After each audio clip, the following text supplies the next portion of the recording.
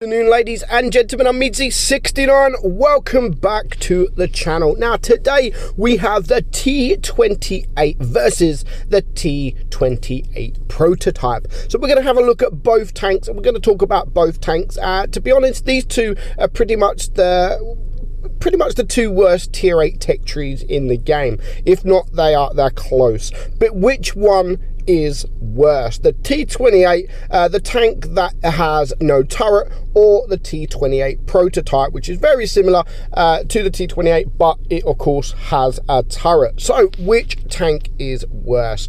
So we're going to start off with the T28, but before we talk about the T28, if you've not subscribed to the channel, please subscribe. We want to get as many subscribers as we possibly can. You know, my end goal is the 100,000 subscribers. That's where my main target is. And of course, if you also want to support the channel even more, head over to my Patreon, join Patreon. You can join for as little as $1 per month. And if you want to support the channel even more, there is also a new thing called super thanks on this video. Basically, it's like a tip if you enjoy the video. So that out the way, the T28. So the T28, this is probably the tank I receive the most requests to play stock when I am streaming, because it's just so bad. But what is the tank like when it is fully upgraded? Now, I do have to admit, the gun is pretty decent. The gun is very, very nice.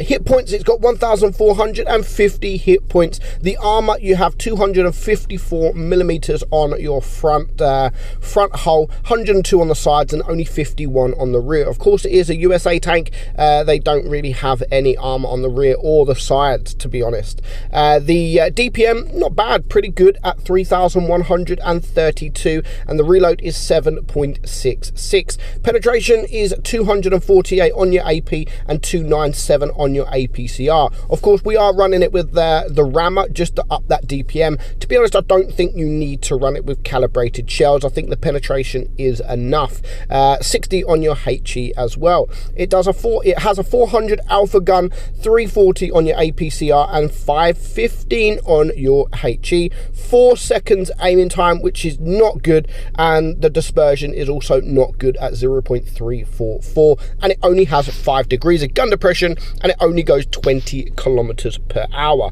So the gun wise on this thing, on the stats, is pretty good. The armor, Wargaming recently, or not recently, a while ago now, they have buffed the armor profile on this, but to be honest, I do feel it needs a little bit more. I don't think it was enough. You know, 250 millimeters is good, but on a tank like this, you can see it's pretty much all flat. The bottom plate is all flat, so people will penetrate you easily. I mean, if they just switch to the APCR or the Pramo, they're going to get through you very, very easy. Even tier 7 tanks will be able to get through you. So T28 prototype, pretty much it's very similar tank. However, it doesn't have as much armor as the T28, but in return it does have a turret, so a bit less hit points there, 1,200. I think that's just because we're running with the let's go, no, we have got the hit point buff. So yeah, even with the hit point buff, I mean, extra equipment, it still has less. We can use that, and we're getting 1,500 hit points. So with this, it's got a considerable amount of hit points less than the T28. The turret is at 203 millimeters, the exact same as your hull at 203 millimeters. So again, it's a little bit less than the T28. Now the gun, you can see here, is over 300 less than the T28. So the DPM is 2,800. So not as great, but it's still not bad, but not as great as some of the other tank destroyers out there. The reload is 8.5. Penetration 248, 297, and 60.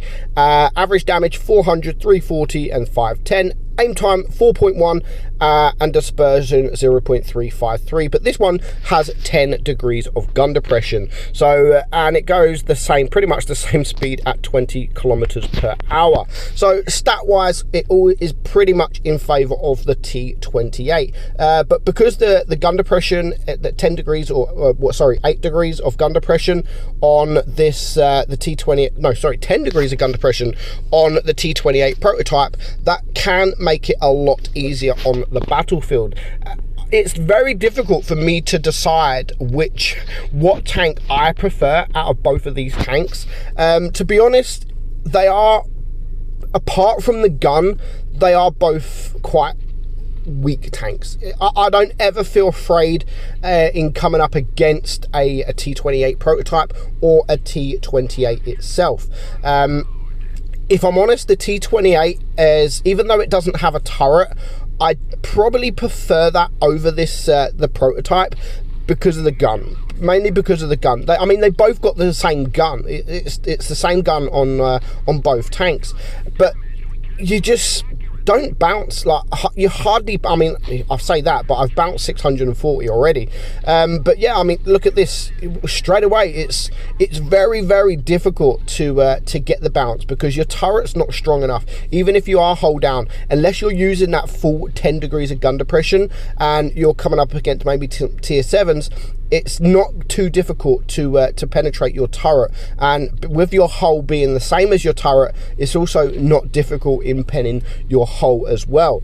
So the only advantage this tank has got over the T28 is, of course, it has that turret, and with that it does have that 10 degrees of gun depression. But overall, to be honest, even though it doesn't have a turret, the T28 I do think is much stronger. Not just a little bit, I do think it is much stronger than the T28. I know prototype, sorry.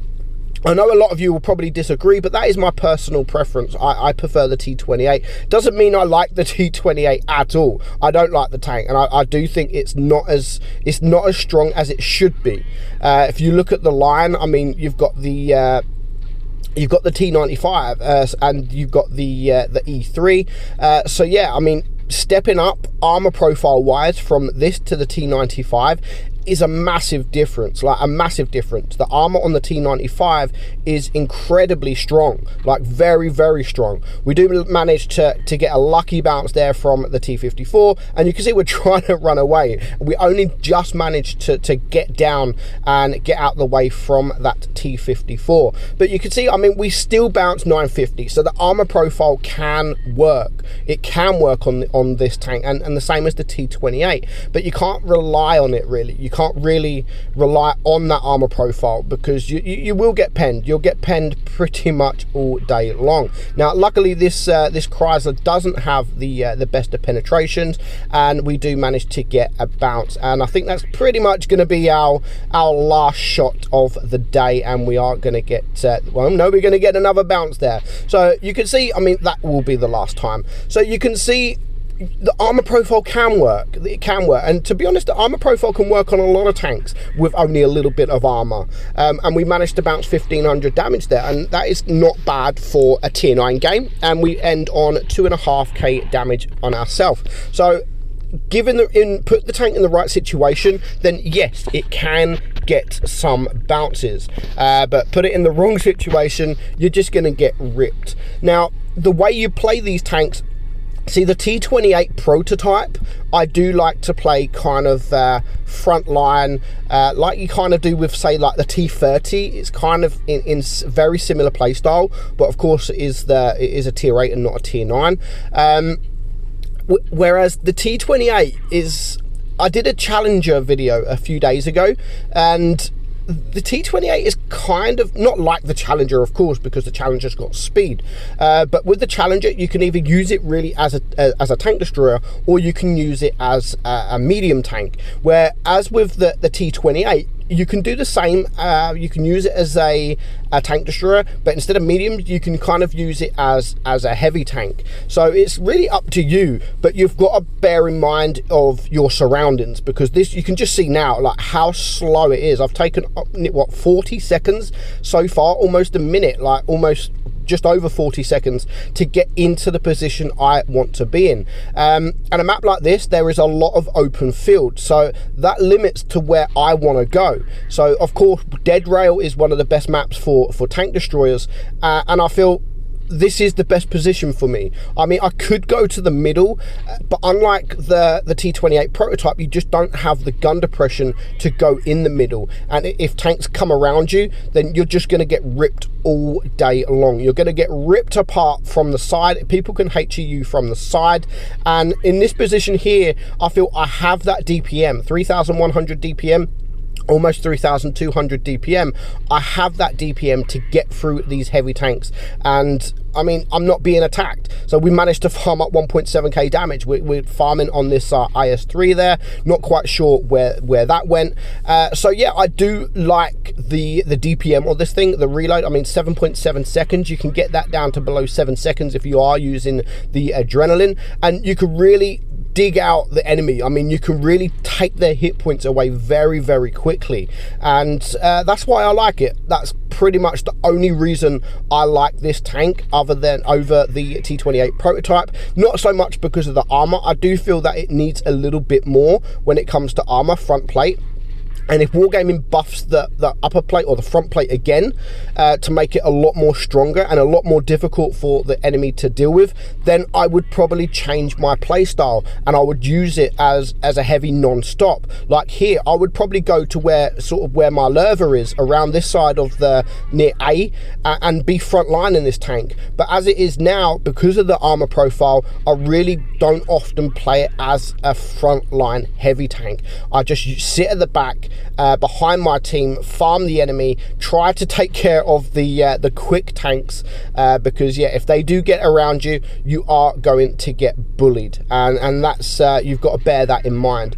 Don't be in the open, because you're going to struggle, especially if you're playing this stock, because it doesn't have the DPM. And try playing this stock because it is so slow and so boring. So if you've got the free XP and you are grinding the E3 or the E4, then I would definitely recommend using that free XP to get the top gun and the top tracks, well, fully equipped, really, like even the engine as well, because you're going to need it. You really are going to need it. So you can see there, I mean, we managed to farm up 3.6k damage. I don't even think we got spotted that game, and that for me works best.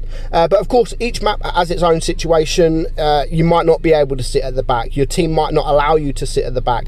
And a map like Dead Rail, if there's already, say, 2 tank destroyers in that position, then at least you have the option to go front line, because you do have the armor profile, but just not as good as I think it should be. So let me know your thoughts on both of these tanks. What tank do you prefer? What tank do you think is just absolutely crap?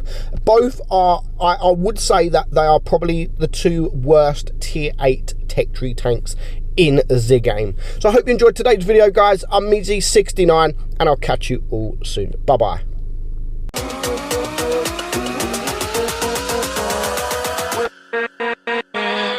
With